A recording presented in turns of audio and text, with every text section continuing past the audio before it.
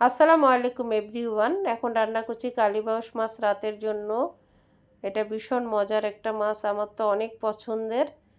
মাছটা ভালোভাবে ক্লিন করে নিয়েছি, তারপর হাফ চামচ হলুদ, হাফ চামচ গুঁড়া মরিচ, হাফ চামচ ধনে জিরে, স্বাদ মতো লবণ দিয়ে মাছটা এখন ম্যারিনেট করব। অন্যদিকে তেল গরম করেছি, কারণ তেলটা ভালোভাবে হিট হলে মাছটা কড়াইয়ের তলানিতে লেগে যায় না, তাতে করে মাছ দেখতে খুব সুন্দর দেখায়। গত রাতে এটা আমার বড় মেয়েকে দিয়ে আনিয়েছি।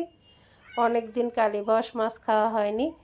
কালীবাউস মাছটা ম্যারিনেট করা হয়ে গিয়েছে। এখন আমি এখানে 8 পিস মাছ ফ্রাই করে নেব।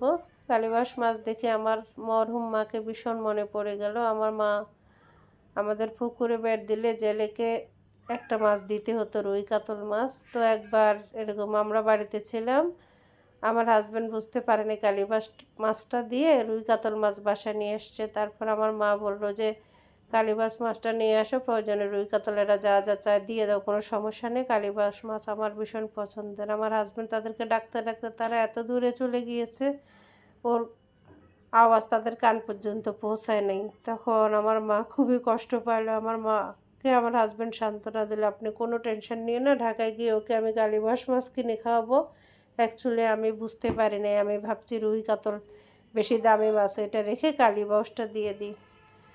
মাকে ভীষণ মিস করছি এই মুহূর্তে। তো আমি সেম তেলের মধ্যে আদা রসুন পেস্ট, পেঁয়াজ কুচি, হাফ চামচ হলুদ, হাফ চামচ গুঁড়া মরিচ, হাফ চামচ ধনিয়া জিরে, স্বাদ মতো লবণ, টমেটো দিয়ে আমি মশলাটা কষিয়ে নিয়েছি। এখন ফ্রাই করা মাছগুলি দিয়ে দিয়েছি, তবে আমি কাঁচামরিচ ফালি দিতে ভুলে গিয়েছি, একদম মাথার থেকে চলে গিয়েছে। টমেটো ফালি দিয়েছি, এখন কিছু ধনিয়া পাতা কুচিয়ে নিচ্ছি। তবে এটা অনেক মজার একটা মাছ। বন্ধুরা, কে কে কালীবাউস মাছ পছন্দ করো বলো। এটার স্কিনটা দেখলে কিন্তু প্রথমে কারোই খাইতে ইচ্ছে করবে না, এরপর যখন এটা টেস্ট করবে তখন বুঝবে এটার স্বাদ কত। অ্যাকচুয়ালি সুন্দর মানুষ সবসময় ভালো হয় না, আর সুন্দর মনের মানুষ আজীবনে সুন্দর। অনেকটা কালীবাউস মাছের অবস্থাই সেই রকম। এটা হচ্ছে আমার কালীবাউস মাছের ফাইনাল লুক।